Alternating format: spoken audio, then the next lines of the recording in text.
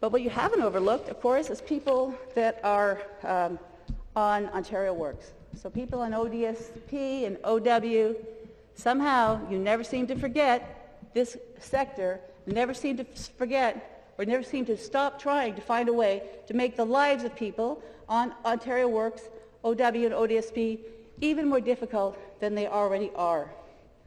I mean, you're certainly not, you're concerned with the Supporting Recovery and Competitiveness Act, but it's quite clear you are not in any way concerned with the recovery of folks that are living, folks, individuals, and families who are living on social assistance in the middle of a pandemic. It just happens to be, Madam Speaker, that this past week I co-hosted a town hall, and the title of the town hall was Frozen in Time, Ontario's Social Assistance Rates.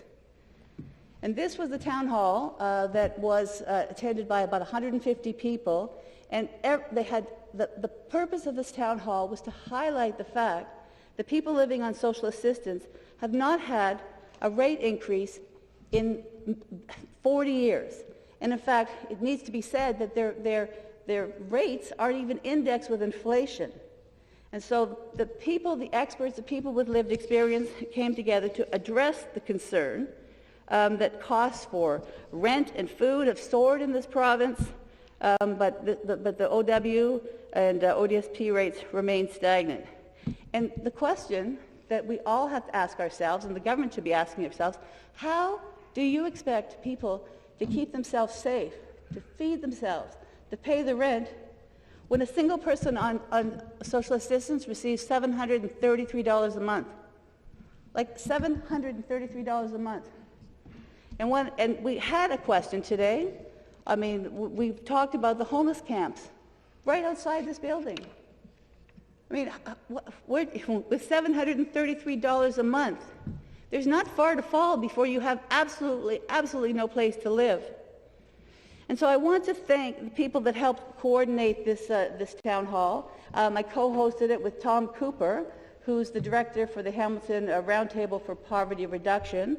And we had a lot of wonderful speakers that talked about not only their expertise as a professor of economics or people that worked for the Social Planning and Research Council, but we had people with lived experience that came to tell us about what a struggle it is for them, not only the physical struggle and the worry, the constant worry of trying to pay the bills, but just the absolute bleakness of not ever seeing an end in sight or not ever seeing a government that seems to understand the plight that they're suffering right now.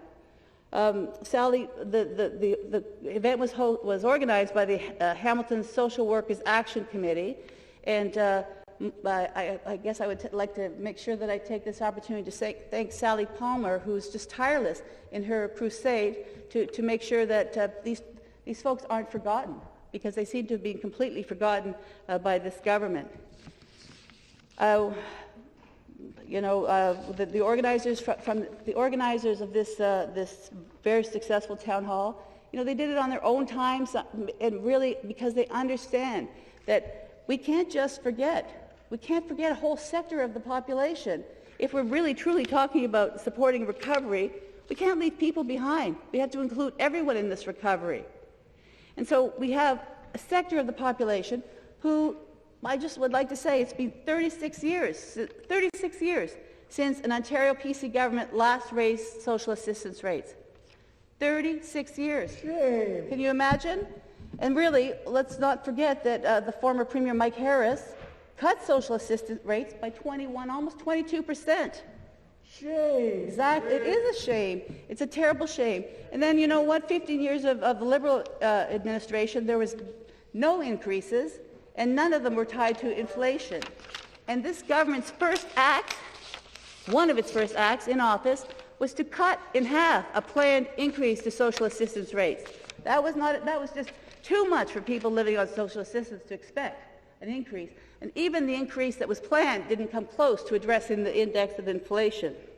So now we have in this bill a Schedule 21, that is looking really to, again, privatize the delivery of social assistance. It's not looking to find out how For example, a review of the social assistance rates to see whether or not people can actually live on this amount. It's not looking in any way to understand what it's like for young children growing up in families on social assistance and what their education future will look like, a way to break the cycle of poverty. No. This government is looking to save a buck by privatizing the delivery of social assistance. Save money on the backs of the already vulnerable people in the province of Ontario. And you're doing this in the middle of a pandemic. I can't think of anything more cruel-hearted than this. I mean, we've seen this organization that you're moving to the front, the FedCap. I mean, we already had a pilot project, and the results were universally disastrous for the people that rely on this service.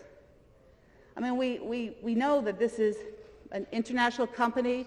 My guess is that the only thing that they're concerned with is value for shareholders or saving the government a buck. My guess is they're not concerned with the outcomes for the people that are living on social assistance.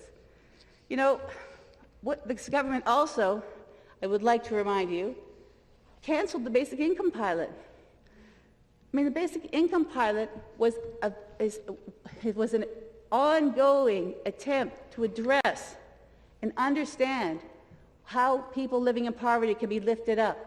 But you canceled that without any qualms, and you cut the social assistance rates in half, this meager amount that they're going to get. Cut it, and now your big step forward is to see how, in fact, you can deliver this, a privatized delivery of this, to save some money.